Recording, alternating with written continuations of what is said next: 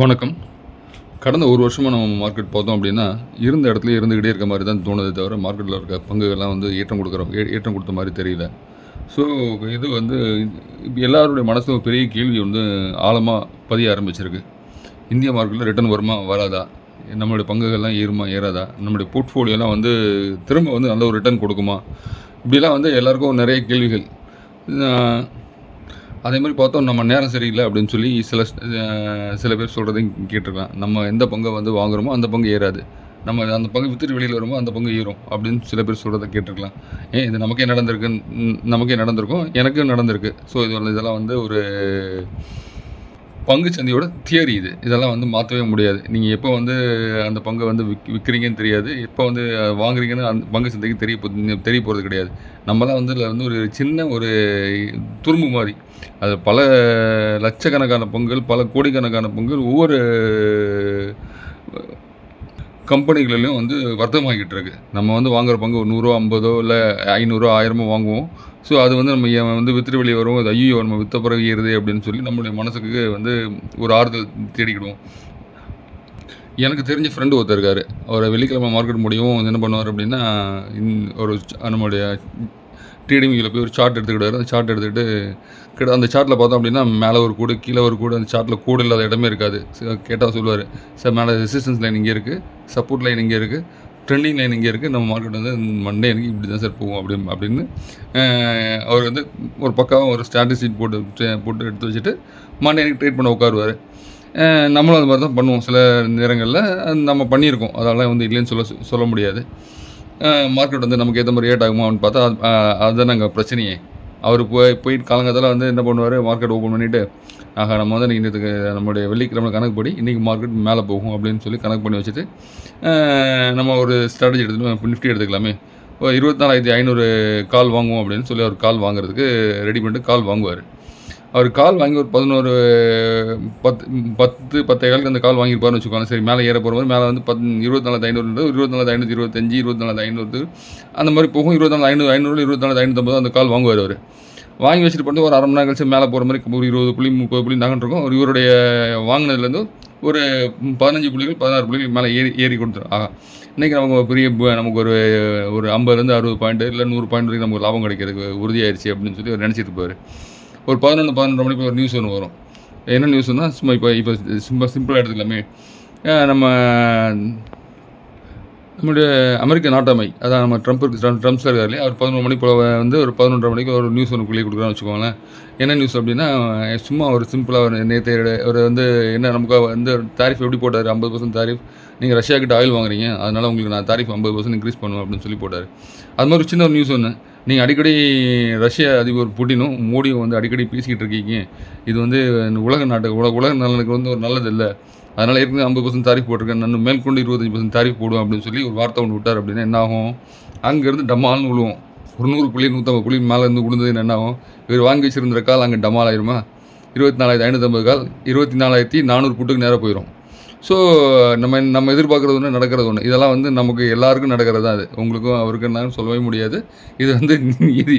நம்ம வந்து call side எடுத்துகிட்டு கால் சைடு உட்காந்துருப்போம், அது புட் சைடு போகும், புட் சைடு எடுத்துகிட்டு உட்காந்தா கால் சைடு போகும். இது வந்து மார்க்கெட்டுக்கே உள்ள ஒரு நீதி அப்படின்னு சொல்லலாம். அவங்க மார்க்கெட்டில் வந்து பெரிய லெவலில் ட்ரேடர்ஸ்க்கு வந்து ஒரு இது தெரியும். அதாவது பெரிய லெவல் ட்ரேடர்ஸ்க்கு வந்து என்ன தெரியும் அப்படின்னா, ஸ்டாப் லாஸ் எங்கெங்கெல்லாம் அவங்க வந்து சின்ன லெவல் ட்ரேடர்ஸ் வந்து வச்சுருப்பாங்க, ரீட்டைல் ட்ரேடர்ஸ் வச்சுருப்பாங்கன்னு அவங்களுக்கு கரெக்டாக தெரியும். 24,500 நீங்கள் கால் வாங்கியிருந்தீங்கன்னா 24,500க்கு ஸ்டாப் லாஸ் எங்கே இருக்கும். அது மாதிரி 24,000 புட் வாங்கியிருந்தீங்க அப்படின்னா 24,000க்கான புட்டுக்கான ஸ்டாப் லாஸ் நீங்கள் எங்கே வச்சுருப்பீங்கன்னு அவங்களுக்கு கரெக்டாக அக்யூரேட்டாக தெரியும். ஸோ அவங்களுக்கு வந்து அந்த அக்யூரன்ஸ் தெரியுமா, எங்கேயோ ஒரு சைடு வந்து அவங்க வந்து பல்காக ஒரு இடத்துல அவங்க வாங்கும்போது அந்த இது என்ன ஆகும், ஒன்று ஸ்டாப் லாஸ்லாம் பிரேக் பண்ணிட்டு அவங்க சைடு போயிடும், இல்லைனா கால் சைடோ புட் சைடோ அவங்க நினைக்கிறது நடந்துடும்.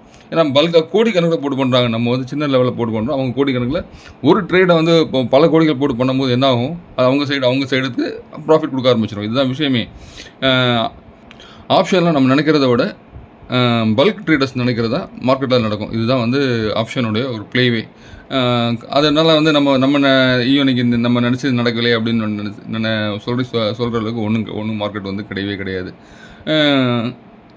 சரி, நம்ம மார்க்கெட் வந்து இன்னும் என்னெல்லாம் ஆகும் அப்படின்னு சொல்லி பார்க்கலாம். அ நான் இப்போ சமீபத்தில இப்போ ஒரு அதாவது ஈவினிங் போல ஒரு சில யூடியூப் சேனல தள்ளிட்டு போம்போது, ஒரு வீடியோ வந்து எனக்கு என் கண்ல பட்டது. திருப்பி நம்ம பங்கு சந்தையிலேயே வந்து ஒரு பெரிய ஒரு ஜாம்பவான் பிஆர் சுந்தர் அவர்களோட வீடியோ வந்து என்னுடைய கண்ல பட்டது. அவர் போட்டிருந்தாரு, "சந்தை பலத்த சரிவை சந்திக்குமா?" அப்படின்னு அதால பாதாளத்தில் பங்கு சந்தை அப்படின்னு போட்டிருந்தாரு. என்னடா அவரு அதால பாதாளத்தில் பங்கு சந்தை அப்படின்னு போட்டிருக்காருன்னு சும்மா வீடியோ பார்ப்போமே அப்படின்னு சொல்லி பார்த்தேன். அவரு வந்து நம்ம அந்த இந்திய மார்க்கெட்டே வந்து என்ன என்ன சொல்றது? இந்திய மார்க்கெட்டே சரியில்ல. அடுத்து ஒரு 2029 வரைக்கும் மார்க்கெட் இப்படி தான் இருக்கும். நம்ம மார்க்கெட் வந்து ஏறவே ஏறாது அப்படின்ற மாதிரிலாம் பேசியிருந்தாங்க. ஸோ அவரோட வீடியோ பார்த்தேன் நானும்.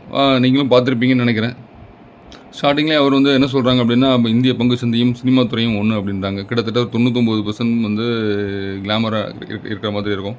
சில பேருக்கு மட்டும் தான் வந்து அந்த பங்குச்சந்தை வந்து பங்கு சந்தையும் சரி, சினிமா துறையும் சேர்ந்து சரி, ஒரு சிலருக்கு மட்டுமே லாபம் கொடுக்கும் அப்படின்னு சொல்லியிருப்பார். உண்மைதான், அது இல்லைன்னு சொல்லலை. நல்ல பங்குகளை யாராவது வாங்கி வச்சுருக்காங்களோ அவங்களாம் எனக்கு நல்ல லாபம் எடுக்கலாம். நம்ம மாதிரி ரீட்டைல் ட்ரேடர்ஸ் மாதிரி இன்னைக்கு ஒரு பங்கு நாளைக்கு ஒரு பங்கு அப்படின்ற வாங்குறவங்களே கண்டிப்பாக வந்து மார்க்கெட் வந்து ஒரு லெவலான லாபம் தான் கொடுக்குமே தவிர பெரிய லெவல் லாபம் கொடுக்காதுன்றது உண்மை. அதை நம்ம ரீட்டைல் ட்ரேடர்ஸ் புரிஞ்சுக்கணுமே தவிர ரிட்டர்ன் தராது அப்படின்னு நம்மளால் சொல்லவே முடியாது. நம்ம மார்க்கெட் எடுத்துக்கிட்டோம் அப்படின்னு சொன்னோன்னா 2020 கோவிட் டைமில் வந்து கிட்டத்தட்ட நல்ல ஒரு இறக்கம் இருந்தது. நம்ம மார்க்கெட் தான் அப்படின்னு சொல்ல முடியாது. உலக மார்க்கெட் எல்லாமே ஒரு நல்ல இறக்கத்தில் இருந்தது. ஒரு மாதமோ 1.5 மாதமோ இறங்கிச்சு. திரும்ப அதுக்கப்புறம் நம்ம அங்கேருந்து ஒரு ஜம்ப் எடுத்தது. கோவிட் டைமில் பார்த்தோம் அப்படின்னா அந்த 12,000லேருந்து ஒரு 7,300 கிட்ட வந்துட்டு திரும்ப வந்து அங்கேருந்து அடுத்த மாதமே, அதாவது மார்ச் மாதம் 2020 இறங்க ஆரம்பிச்சது. திரும்ப வந்து அதே இதில் ஏப்ரல்லேருந்து பவுன்ஸ் பேக் கொடுக்க ஆரம்பிச்சது. கண்டினியூஸான ஒரு ஏற்றம் கொடுத்தது அப்படின்னு சொல்லலாம். காலத்தில் 2021, 22, 23, 24, 24 மிட் வரைக்கும் நம்ம ஒரு கிட்டத்தட்ட ஒரு 4.5 வருஷம் வந்து ஒரு நல்ல ஒரு ரேலி இருந்தது. எங்கேருந்து அந்த 7,700லேருந்து நமக்கு ஒரு ரேலி கிடச்சின்னு வச்சுக்கோங்களேன். 7,700 கிட்டத்தட்ட ஒரு 26,000 வரைக்கும் ஒரு நம்ம ரேலி இருந்தது. ஸோ நம்ம கணக்கில் எடுத்துக்கிட்டோம் 8,000 புள்ளிகள்லேருந்து ஏற ஆரம்பிச்சு 8,000 புள்ளிலேருந்து 26,000 புள்ளிகள் வந்து ஒரு 4.5 வருஷத்தில் வந்து ஒரு பெரிய ஏற்றம் கிட்டத்தட்ட எங்கேருந்து அதுக்கு நம்ம பார்த்தோம் ரிட்டர்ன் பார்த்தோம் 18,000 புள்ளிகள் வந்து ஒரு ஏற்றம் கொடுத்துருந்து அப்படின்னு சொல்லலாம். இவ்வளோ பெரிய ரிட்டர்ன் வந்து நம்ம இந்திய பங்கு சந்தைகளில் வந்து கடந்த ஒரு 4.5 வருஷத்தில் இருந்தது. ஸோ அதை வந்து நம்ம வந்து பிஆர் சுந்தர் அவர்கள் வந்து என்ன சொல்லியிருந்தாங்கன்னா, நம்ம கடந்த ஒரு 2014 ரிட்டர்னே கிடையாது அப்படின்னு சொல்கிற மாதிரி அந்த வீடியோவில் வந்து இருந்தது. நம்மளுடைய பங்கு சந்தையில் இவ்வளோ பெரிய ரிட்டர்ன் வராமலாக இருந்தது அப்படின்றத நம்ம தான் யோசிக்கணும். அதே மாதிரி பார்த்தோம் அப்படின்னா 2014 இந்த மோடி கவர்மெண்ட் வந்த பிறகு அவங்க சொல்கிற மாதிரி நம்ம கணக்கில் எடுத்துக்கலாம். 2014 பிறகு வந்து இந்த மோடி கவர்மெண்ட் வந்து பதவியேற்ற பிறகு ஒரு பெரிய திட்டங்கள்லாம் கொண்டு வந்தாங்க அப்படின்னு சொல்லலாம். நான் வந்து அந்த காங்கிரஸ் கவர்மெண்ட் குறை சொல்கிறேன்னு எடுத்துக்க வேண்டாம். நான் அவங்க நம்மளுடைய இந்த 11 வருஷத்தில் என்ன நடந்திருக்கு அப்படின்றத மட்டும்தான் நம்ம பார்க்க போகிறோம். இந்தியாவோட வளர்ச்சி அப்படின்னு சொல்லி நம்ம எடுத்துக்கிடும்போது 2014 காலகட்டத்தில் 2025 காலகட்டம் வரைக்கும் நம்ம பார்க்க போனால் ஒரு பெரிய சில மாற்றங்கள் கொண்டு வந்திருக்காங்க அப்படின்னு சொல்லலாம். நம்முடைய கவர்மெண்ட் வந்து சென்ட்ரல் கவர்மெண்ட், அதாவது மோடி ஆட்சிக்கு வந்த பிறகு அப்படின்னு சொல்லலாம். திரு பிஆர் சுந்தர்கள் வந்து நம்ம இந்த பிஜேபி அரசு வந்து வந்த பிறகு வந்து இந்தியா வந்து வளர்ச்சி அடையலை, இந்திய பங்கு சந்தைகள் ஏறலை அப்படின்னு சொல்கிறாங்க. ஸோ 2014 பிஜேபி கவர்மெண்ட் வந்து ஆட்சிக்கு வரும்போது, அதாவது மோடி கவர்மெண்ட் ஆட்சிக்கு வரும்போது 6,500 அப்படின்ற நிஃப்டியோடைய புள்ளிகள் இருந்தது. அதுலேருந்து ட்ரைவ் ஆகி கிட்டத்தட்ட 2025 காலகட்டத்தில் பார்த்தோம் அப்படின்னா கிட்டத்தட்ட 2024 ஒரு மிட் ஆகஸ்ட் இதில் பார்க்கும்போது ஒரு 26,300 வரைக்கும் போச்சு. இப்போ நம்ம 2025 24,500 புள்ளிகள் இருக்குன்னு வச்சுக்கோங்களேன். ஸோ 6,500 புள்ளிகள்லேருந்து 24,500 புள்ளிகள் வந்திருக்கு அப்படின்னா கிட்டத்தட்ட அங்கேருந்து 18,000 புள்ளிகள் கடந்து வந்திருக்கு. ஸோ இது வந்து ஒரு பெரிய வளர்ச்சின்னு சொல்லலாம். கடந்த 10 வருஷத்தில் 18,000 புள்ளிகளோட வளர்ச்சி அப்படின்றது பங்கு சந்தையில் ஒரு பெரிய வளர்ச்சி தான். இதை வந்து வளர்ச்சியிலே நம்மளால் எப்படி சொல்ல முடியும். அதே மாதிரி பல திட்டங்கள் வந்து கொண்டு வந்திருக்காங்க. அதில் மேக் இன் இந்தியா திட்டம் சொல்லலாம். அது வந்து மேக் இன் இந்தியா திட்டம் வந்து நம்மளுடைய சொந்த ப்ராடக்ட்ஸ் வந்து வெளிநாடுகளில் வந்து நம்ம இறக்குமதி பண்ணுற ப்ராடக்ட்டை நம்ம வந்து ஏற்றுமதி பண்ணணும் அப்படின்னு மேக் இன் இந்தியா ஸ்கீம் கொண்டு வந்தாங்க. அதில் இப்போ நம்ம பார்த்தோம் அப்படின்னா டிஃபென்ஸ் துறை, பல ஏற்றுமதி, டெக்ஸ்டைல், இந்த மாதிரி நிறைய துறைகளுக்கு பிஎல்ஐ ஸ்கீம்லாம் கொடுத்து இன்றைக்கி மேக் இன் இந்தியா ஸ்கீமில் பல துறைகளை சேர்ந்த பொருட்கள் இன்றைக்கி வெளிநாடுகளுக்கு ஏற்றுமதி ஆகிட்டு இருக்குன்றதை நம்ம கண்கூடாக பார்த்துட்ருக்கோம். அதே மாதிரி ஜன்தன் யோஜனா அப்படின்னு சொல்லி அந்த மோடியோட கவர்மெண்ட் ஆட்சிக்கு வரவுமே ஒரு ஸ்கீம் கொண்டு வந்தாங்க. எல்லாருக்கும் வந்து பேங்க்கில் வந்து ஒரு அக்கௌண்ட் இருக்கணும் அப்படின்னு சொல்லி.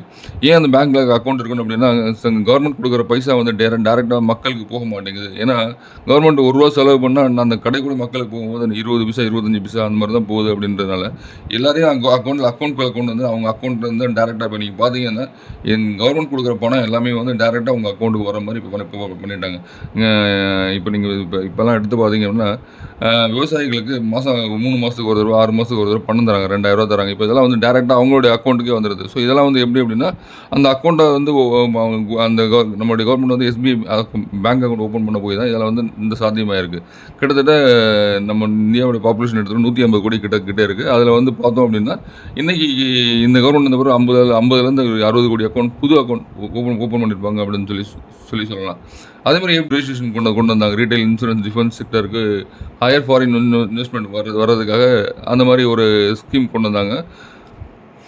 அதே மாதிரி அடுத்து பார்த்தோம் அப்படின்னா டிஜிட்டல் இந்தியா அப்படின்ற ஒரு ஸ்கீம் கொண்டு வந்தாங்க. டிஜிட்டல் இந்தியாவில் வந்து இன்றைக்கி வந்து நிறையா வந்து நடந்துகிட்டு இருக்குது. ஸோ அதாவது பேப்பர் ஒர்க்ஸ் இருந்தது முன்னாடியெல்லாம். வந்து போனீங்கன்னா எல்லாத்தையும் பேப்பர் ஒர்க்ஸ் வரும். இன்றைக்கி வந்து ஸ்மார்ட் ஃபோனில் எல்லாத்துக்கும் ஆப் கொண்டு வந்துட்டாங்க. இங்கே கையில் இருந்து அந்த ஆப்லேயே வந்து இன்றைக்கி எல்லாமே வந்து நம்மளால் பார்க்க முடியுது.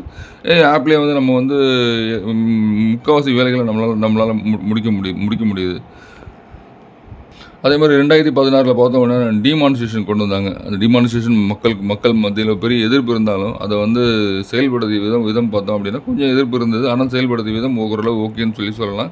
அதை வந்து என்ன மக்களோட எதிர்ப்பு இருந்தாலும் அதை மீறி செயல்படுத்தினது அப்படின்றது ஒரு திறமையான ஒரு செயல் தான். அதில் சில பிரச்சனைகள் இருந்தது. அதையும் வந்து ஓரளவு சக்ஸஸ்ஃபுல்லாக கையாண்டாங்க அப்படின்னு சொல்லலாம். இந்த டிமானிஸ்ட்ரேஷன் பல கண்ட்ரிகளை கொண்டு வந்தது ஃபெயிலியரான திட்டங்கள் தான் நிறையா இருந்தது. ஆனால் அந்த டிமானிஸ்ட்ரேஷன் இந்தியா வந்து ஓரளவு சக்ஸஸ்ஃபுல்லாக கொண்டு வந்தாங்க அப்படின்னு சொல்லலாம். அதுக்கடுத்து பார்த்தோம்னா ஜிஎஸ்டி. ஸோ இது வந்து 2017 காலகட்டத்தில் கொண்டு வந்தாங்க. இதுக்கு முன்னாடி வந்து வேட்னு ஒன்று இருந்தது. ஸோ இந்த வேட் ஆஃப்டர் வந்து வேட் பார்த்தோம் அப்படின்னா ஜிஎஸ்டி கொண்டு வந்தாங்க. ஜிஎஸ்டிக்கு இந்த ஜிஎஸ்டியில் ஒரு 5 வரிகள் இருக்குது. இப்போ வந்து 2.0 2025 சுதந்திர தினத்தில் அன்றைக்கி வந்து நம்ம மோடி அவர்கள் அறிவித்தாங்க. 2025 வந்து இந்த ஜிஎஸ்டியை ரீஸ்ட்ரக்சர் பண்ண ஆரம்பிச்சிருக்காங்க. இதுக்கு முன்னாடி 4-5 வரிகள் இருந்தது. இப்போ வந்து 2 வரிகளுக்கு கொண்டு வரணும் அப்படின்னு சொல்லி கொண்டு வராங்க. 5%, 18% வரி மட்டும் தான் இருக்க போகுது. இதுக்கு முன்னாடி இருந்த வரி பார்த்தோம் அப்படின்னா 5, 12, 18, 28, 40 அப்படின்ற லெவலில் இருந்தது. இப்போ வந்து 5, 18, 40 அப்படின்ற சின் குட்ஸ் அந்த மாதிரி ஒரு பொருட்களுக்கு மட்டும் தான் 40% வரி. கிட்டத்தட்ட 2 அடுக்குகளுக்குள்ள ஜிஎஸ்டி முடிக்கிறதுக்கான வேலைகள் நடந்துகிட்டு இருக்கு. இதுக்கு கூடிய சீக்கிரம் அதோட அறிவிப்புகள் வரும் அப்படின்றத எதிர்பார்க்கலாம். தீபாவளிக்கு 2 பரிசுகள் இருக்கு அப்படின்ற அதில் ஒரு பரிசு இருக்கும், இன்னொரு பரிசு எதுன்னு சொல்லி தெரியல. அதை நம்ம எதிர்பார்க்கலாம். அதே மாதிரி பார்த்தா நம்மளுடைய ரியல் எஸ்டேட் துறையில் வந்து ஒரு பெரிய மாற்றம் கொண்டு வந்தாங்க. அப்படின்னா ரெரா அப்படின்னு சொல்லி ஒரு இது கொண்டு வந்தாங்க. Real estate regulation to bring transparency அப்படின்னு சொல்லி அந்த ஸ்கீம்க்கான இதை கொண்டு வந்தாங்க. அதனால் அது வந்து ஏதாவது மக்கள் வந்து ரியல் எஸ்டேட்டில் எங்கேயாவது இடம் வாங்கினாங்க அப்படின்னா அதுக்கான ஒரு ரெகுலேஷன் நல்லா இருக்கணும் அப்படின்றதுக்காக இந்த மாதிரி ஒரு ஸ்கீம் ஒன்று கொண்டு வந்தாங்க. அதேமாதிரி கண்டினியூஸாக எப்படி இன்ஃப்ளோ அதேமாதிரி வெளிநாட்டோட ஃபண்டிங் வந்து வரணும் அப்படின்றதுக்காக அதுக்கும் வந்து ஒரு பெரிய முயற்சிகள் எடுத்திருந்தாங்க. அதே மாதிரி பார்த்தோம் அப்படின்னா கண்டினியூஸாக எஃப்ஐஎஸ் வந்து நம்மளுடைய பங்குகளாக விற்றுட்டு இருக்கும்போது 2019 காலகட்டத்தில் கார்ப்பரேட் டேக்ஸை குறைச்சதும் ஒரு சக்ஸஸ்ஃபுல்லான ஒரு ஈவெண்ட் சொல்லலாம். அன்றைக்கி அவங்க வந்து ஒரு 10 மணிக்கு திரு நிர்மலா சீதாராமன் பேட்டி கொடுத்து அன்றைக்கி தினம் பார்த்தீங்கன்னா ஒரு பெரிய லெவலில் வந்து கிட்டத்தட்ட ஒரு பெரிய ஏற்றம் இருந்தது. ஸோ அதுலேருந்து கண்டினியூஸாக எஃப்ஐஎஸோட ஃப்ளோ இருந்தது. ஸோ அந்த எஃப்ஐஎஸ் ஃப்ளோ வந்து உடைக்கிறதுக்காக அன்றைக்கி அந்த கார்ப்பரேட் கேபிட்டலிஸ்டில் டேக்ஸ் ரேட் கட் பண்ணது ஒரு பெரிய மாற்றத்துக்கு வழிவகுத்துன்னு சொல்லலாம். அதே மாதிரி 2020 காலகட்டம் பார்த்திங்கன்னா கோவிட். ஸோ இது வந்து உலக நாடுகள்கிட்ட இது ஒரு சின்ன கண்ட்ரி கூட வந்து பல இதில் வந்து பயந்தாங்க. ஸோ இதை வந்து நம்ம எப்படி சமாளிக்க போகிறோமோ அப்படின்றதெல்லாம் வந்து பயந்தாங்க. அவங்க நாட்டு மக்கள் அவங்க சின்ன கண்ட்ரிஸ் வந்து பயந்தபோது இந்தியா வந்து அது வந்து சிறப்பாக கையாண்டதுன்னு சொல்லலாம். கடந்த ஒரு 6 மாத காலங்களுக்கு வந்து லாக்டவுன் போட்டிருந்தாங்க. அந்த லாக்டவுன் காலத்தப்போ வந்து ஆனால் அதாவது எல்லாருக்கும் வந்து எல்லாம் கிடைக்கணுன்றதுக்காக ரேஷனில் வந்து அரிசி, பருப்பு, கோதுமை இதெல்லாம் கொடுத்தது நம்ம பார்த்தோம். அதுக்கு வந்து ஒரு பெரிய லெவலில் வந்து ஃபண்டிங் வந்து இருந்தால் தான் வந்து அந்த லெவலுக்கு இந்தியாவில் மக்கள் தொகைக்கு அந்த அளவு வந்து நம்மளால் கொடுத்துருக்க முடியுன்றதை நம்ம யோசிக்கணும். அதுமாதிரி அதுக்கான வேக்சின் எடுத்துக்கிட்டிங்க அப்படின்னா இந்தியாவில் வந்து கண்டுபிடிக்கப்பட்ட போது வெளிநாடுகளும் வேக்சின் கொடுத்தாங்க. இந்தியாவில் உள்ள அனைத்து மக்களுக்கும் வேக்சின் வந்து ஃப்ரீ ஆஃப் காஸ்ட்டில் வந்து போட்டாங்க அப்படின்றத நம்ம பார்க்குறோம். ஸோ அதுக்கெல்லாம் வந்து பெரிய செலவாக இருக்கும். கிட்டத்தட்ட நம்ம அவ்வளோ ஹாஸ்பிட்டல்ஸ் அவ்வளோ டெஸ்ட்டு அவ்வளோ ரீசர்ச்சர் பண்ணாங்க. கிட்டத்தட்ட அந்த கோவிட் டைமில் நடந்த செலவுகள்லாம் பார்த்திங்கன்னா எங்கேயோ போயிருக்கும். ஸோ அந்த செலவுகள்லாம் கட்டுப்படுத்தி நம்ம இந்தியாவோட மக்கள் தொகைக்கு ஏற்ற மாதிரி ஒரு பெரிய லெவலில் வந்து சக்ஸஸ்ஃபுல்லாக வந்து அந்த கோவிட் டைம் வந்து நம்ம சமாளித்தோம் அப்படின்றத நம்ம சொல்லலாம். அதுமாதிரி ஆத்ம நிர்பர் பாரத் அபியான் அப்படின்ற ஒரு ஸ்கீம் எம்எஸ்எம்இக்காக கொண்டு வந்தது. அதுக்கடுத்து பிஎல்ஐ ஸ்கீம் கொண்டு வந்தாங்க. Electronics and pharma, EV sector, solar செக்டருக்குலாம் வந்து பிஎல்ஐ ஸ்கீம் கொடுத்து அந்த செக்டர்லாம் வந்து ஊக்கப்படுத்துனது ஆகட்டும்.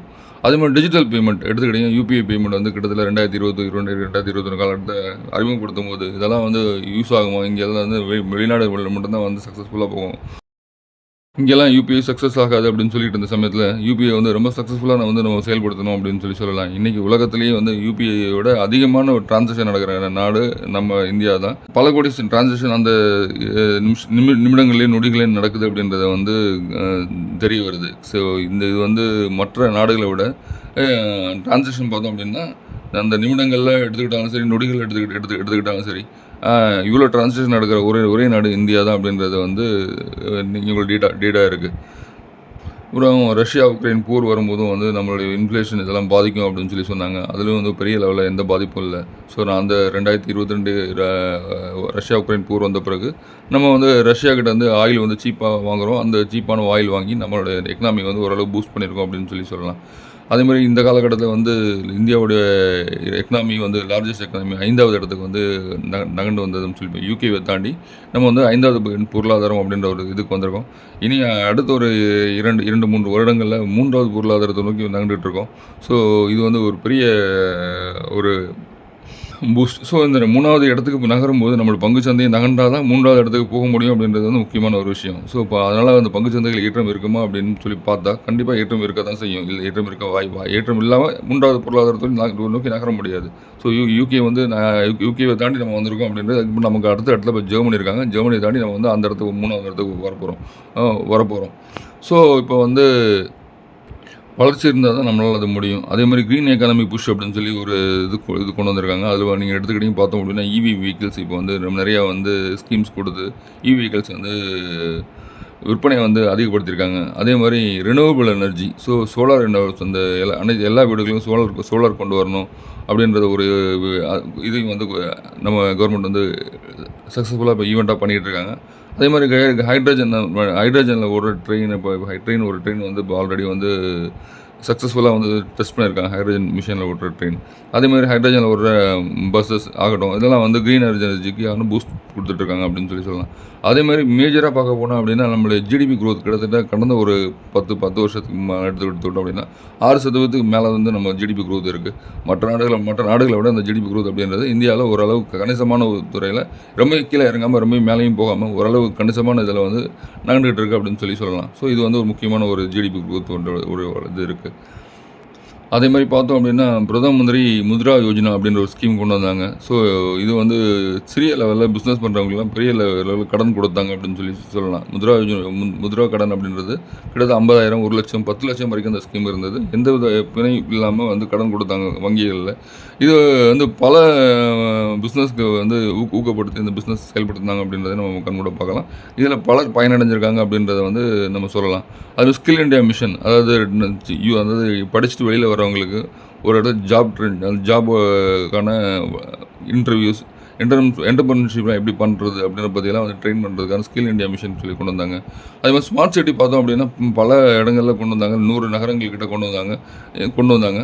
அதை வந்து நம்ம இங்கே தமிழ்நாட்டில் கூட நிறைய இடங்களில் வந்து செயல்படுத்துறதை நம்ம பார்க்க முடிஞ்சுது. அதுக்கடுத்து பார்த்தோம் அட்டல் பென்ஷன் யோஜனா அப்படின்ற ஒரு ஸ்கீம். ஸோ இது வந்து பென்ஷன் ஸ்கீம் மாதிரி கொண்டு வந்திருக்காங்க. இது வந்து பெரிய லெவலில் வந்து நம்மளுடைய போஸ்ட் ஆஃபீஸ் மூலமாக இதை செயல்படுத்திகிட்டு இருக்காங்க.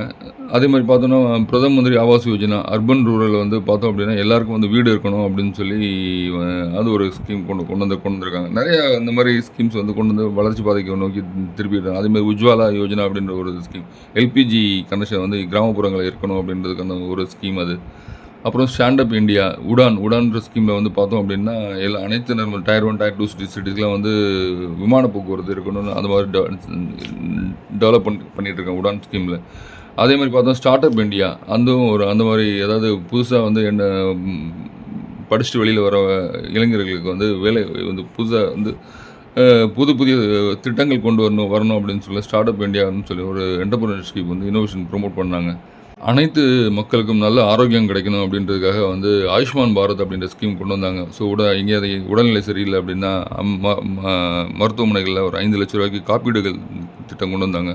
எந்த விதமான செலவு பண்ணி இந்த கார்டு, இந்த ஆயுஷ்மான் பாரத் கார்டு இருந்ததுன்னா கவர்மெண்ட் ஹாஸ்பிட்டல்ஸில் நம்ம எந்த விதமான செலவுகளும் இல்லாமல் ட்ரீட்மெண்ட் எடுக்கிறதுக்காக ஆயுஷ்மான் பாரத் கொண்டு வந்தாங்க. அது வந்து கிட்டத்தட்ட இந்த கார்டு பார்த்தவங்க கிட்டத்தட்ட பல கோடி கார்டு இஷ்யூ பண்ணியிருக்காங்க. நிறைய பேருக்கிட்ட இருக்குது. அதுமாதிரி தமிழ்நாட்டிலையும் இந்த ஸ்கீம் வந்து ஓடிக்கிட்டு இருக்குது.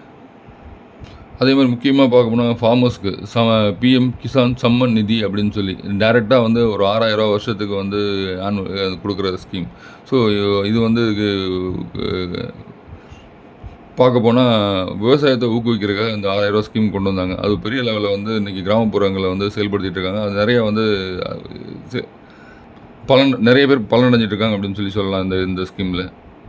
அதே மாதிரி கிராமப்புறங்களில் இருக்கிற மக்களுக்கு வந்து குடிநீர் கிடைக்கணும் அப்படின்னா ஜல்ஜீவன் மிஷன் அப்படின்னு சொல்லி ஒரு திட்டம் கொண்டு வந்தாங்க. அது வந்து எல்லா கிராமங்களையும் நடைமுறைப்படுத்திட்டு இருக்காங்க. வீட்டு வாசலே பைப்பெல்லாம் போட ஆரம்பிச்சிருக்காங்க.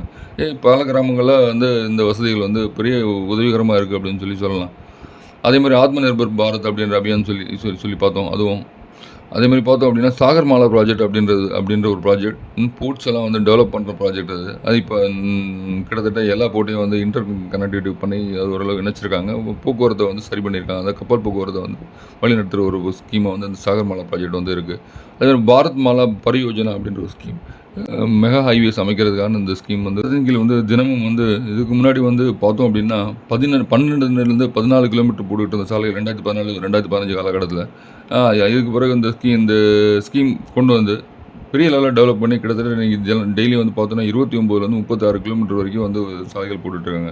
இது ரெக்கார்டு அப்படின்னு சொல்லி பார்க்க போனால் 2021 காலகட்டத்தில் 36.5 கிலோமீட்டர் போட்டது வந்து ஒரு நாள் ரெக்கார்டாக வந்து நம்ம இந்தியா வந்து வச்சுருக்காங்க.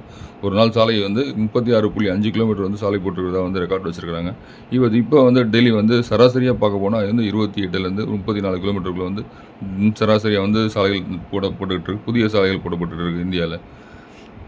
அதே மாதிரி பார்த்தோம் அப்படின்னா மெட்ரோ. ஸோ இந்த ஸ்கீம் வந்து பல ஸ்டேட்டுகளுக்கு வந்து இன்றைக்கி வந்து அறிமுகப்படுத்தியிருக்காங்க. முதல்ல வந்து டெல்லியில் மட்டும் ஃபஸ்ட்டு கொண்டு வந்தாங்க. பின்னாடி படிப்படியாக வந்து அனைத்து மாநிலங்களுக்கும் இந்த இதை கொண்டு வந்தாங்க.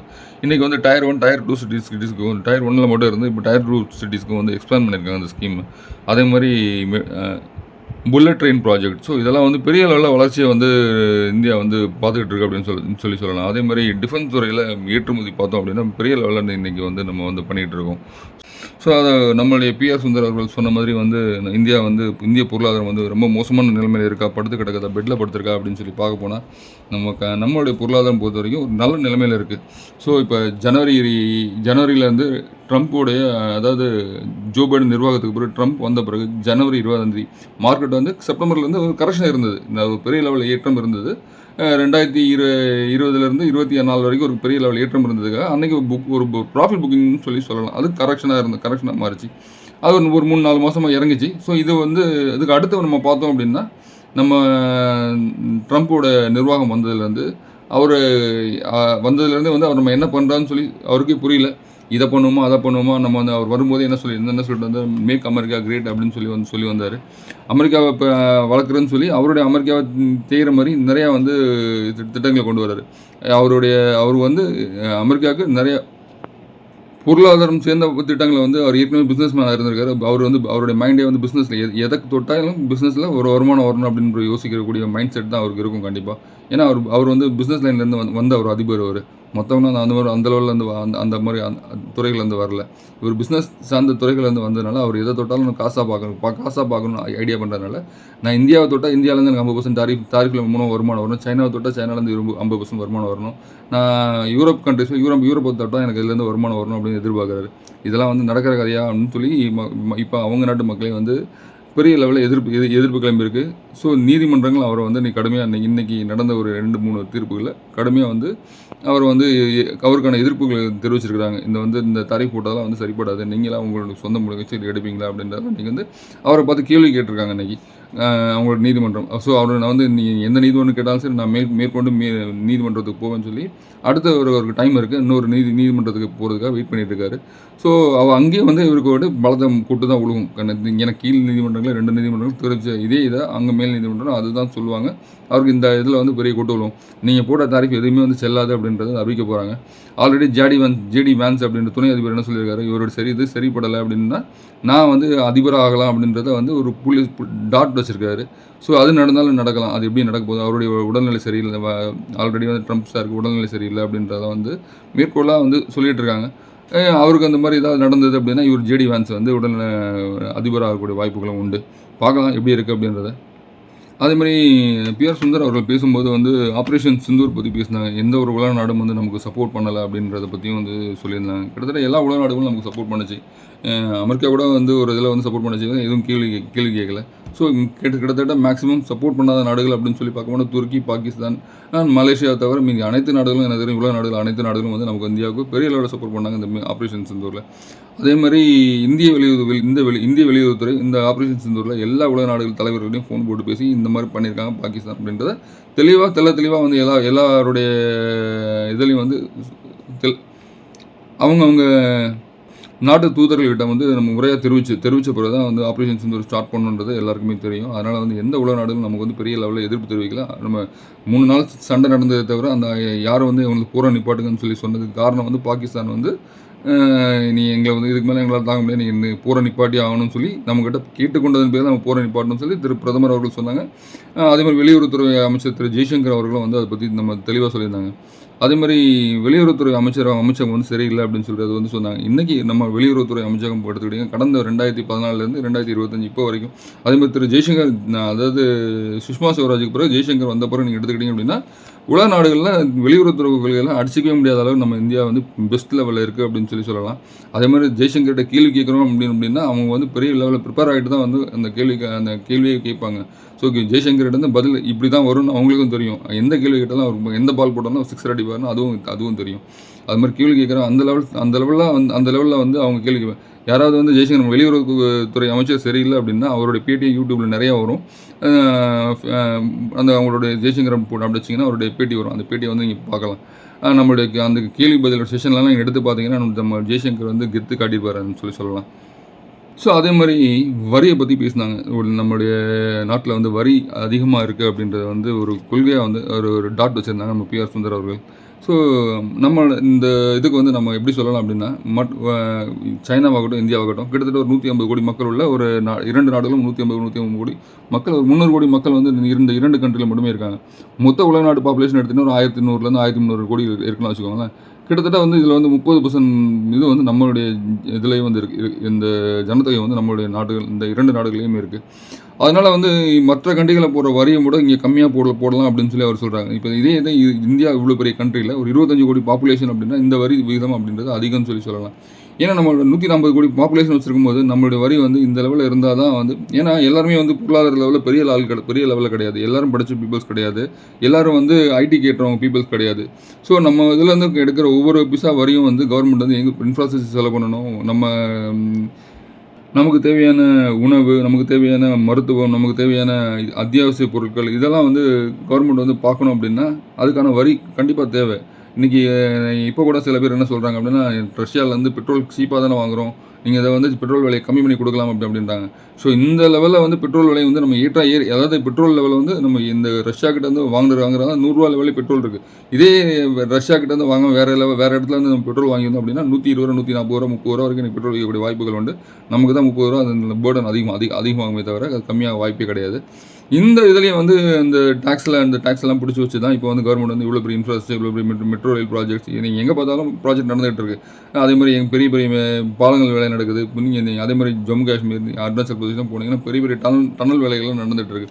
ஒரு மலையை குடஞ்சி அங்கே ட்ரெயின் போகிறதுக்கான தண்டவாளங்கள் போட்டுட்ருக்காங்க. அதுக்கான வேலைகள்லாம் பெரிய லெவலில் நடந்துகிட்டு இருக்குது. அங்கெல்லாம் வந்து உள்கட்டமைப்பு அந்த மாதிரி இன்ஃப்ராஸ்ட்ரக்சர் அமைக்கிறதெல்லாம் வந்து பெரிய சவால் இருக்கும் இடங்கள்லாம் கூட நம்ம வந்து இன்ஃப்ராஸ்ட்ரக்சர் டெவலப்மெண்ட் பண்ணிகிட்டு இருக்கோம் இப்போ.